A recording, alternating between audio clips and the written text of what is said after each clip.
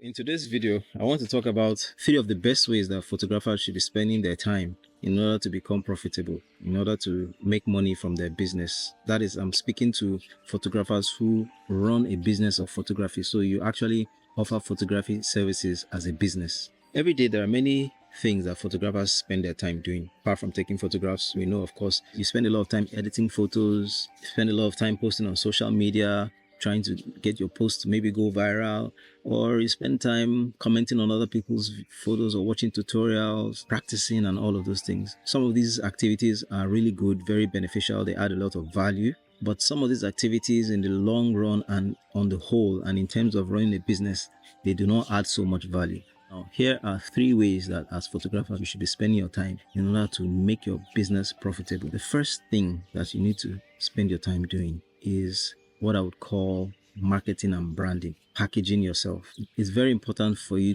to learn how to present yourself in the marketplace. I mean, it's just like any other marketplace. If you go into a market and you see a well packaged business, let's say a business that sells clothes. Let's say we have 2 businesses side by side. Now, one of the businesses, the environment looks really nice, really great. Everything is well set up. It smells nice. There's beautiful music playing. All the clothes are arranged neatly. And then on the other hand, you have a place where maybe there are a lot of boys hanging about in front. It looks dirty. The place is not well kept. Which business would you likely go into to engage with? Most likely you go to the business that is well packaged. So it's almost the same thing. Do you have a brand? Are you spending time branding? Do you have a logo? Do you have your colors? Do you have your particular style of photography, of presenting your work? Do you have a website? If you don't have a website, even if it's not a full website, do you have a mini website on pixelset.com and so many other platforms? You can create a website for yourself, even if it's not a fully customized name. Do you have a YouTube channel? Do you have an Instagram account that is not personal, not where you're posting your own personal selfies and stuff, but strictly for your business? Do you have a business card, or do you have an official WhatsApp business account? These are little things that you should spend your time on as a photographer, because it's like the first introduction to your business. So you need to spend a lot of good time on branding yourself. Have a website, have a portfolio where you have your best pictures that you can easily show. Have your logo colors, your logos.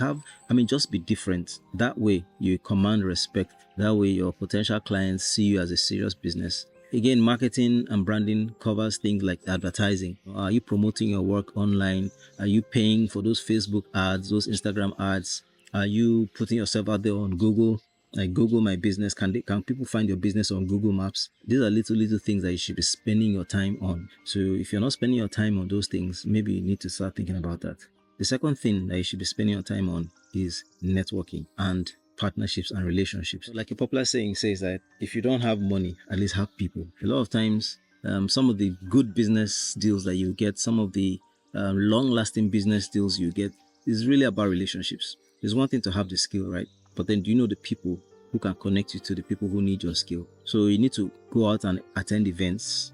You need to go out and visit other photographers, get to know their studios, get to know their work, make friends. If you isolate yourself, you're really cutting yourself off from a lot of potential business. And so I found out that when I was, very actively doing my photography business, I could see the difference between the times when I was actively networking and making friends and meeting people, and the times when I was more or less trying to just be on my own. And I could see that it paid me better when I was out there, making connections, collaborating, sponsoring events, putting my brand, my roll-up banner, my logo, all of those things, letting those things be present at events that were trending in Abuja. When I was doing all of that and making myself visible and connecting with people, there seemed to be a better flow of business. And not just that, the kind of relationships you create are not just fellow photographers and vendors like event managers and makeup artists and so on, but even just people, just regular people, being nice to people, showing up at people's birthday parties, showing up at people's events, celebrating with people, being sociable.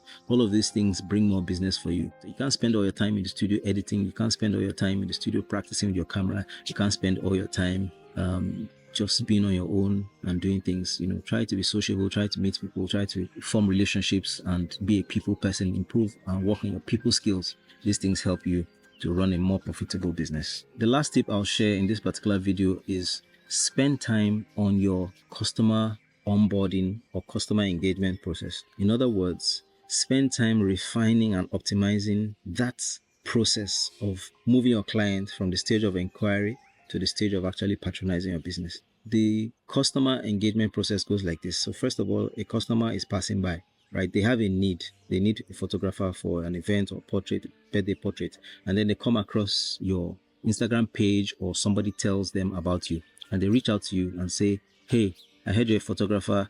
I need this kind of services. What are your rates? And can I see your work? Now, that is the early stage, right?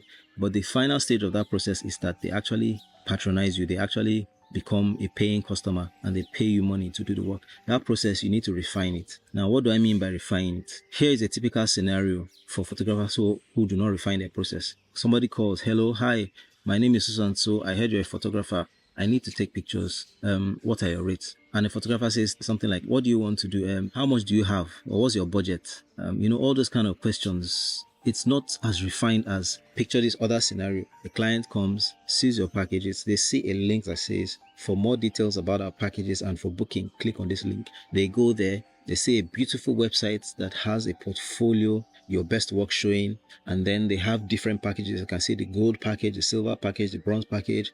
And in the gold package, you get 10 images, 1 location, 2 change of outfits. The third package, everything is well spelled out, clearly labeled. And then there's a form that the client can fill that says, do you have any other specific requests? Oh yes, I want to have this kind of pictures and all that. Then the payments, how you pay, the rates is very clear, very flexible. 10 images, this costs this, 20 images cost that. If you want extra images, you get it at this price. If a client can get to that phase where everything just happens very seamlessly, you will make more money, you will enjoy the process, and your business will give you less headache. And I've been on both sides of that coin before. When it was that every time I had a new client, I had to be talking and explaining my prices and explaining my value and trying to negotiate. No, pay this. No, I cannot pay this. No, I'll pay this. It was always a laborious process and I was not really enjoying it and my business was suffering.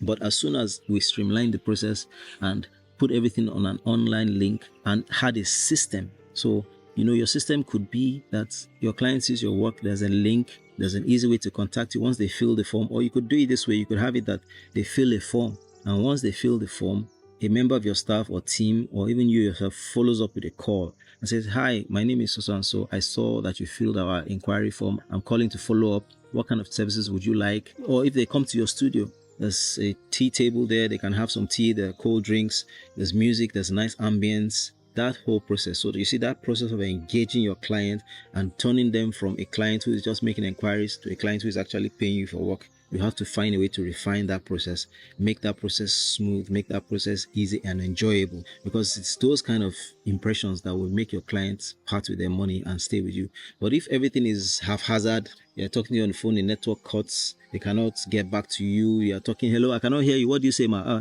Sorry, it's 40k, ma. No, ma. Okay, what do you have? How much is your budget? When you're doing all of those back and forth, they cannot clearly see your portfolio, cannot clearly see the work that you've done before. Everything is just rough and not smooth.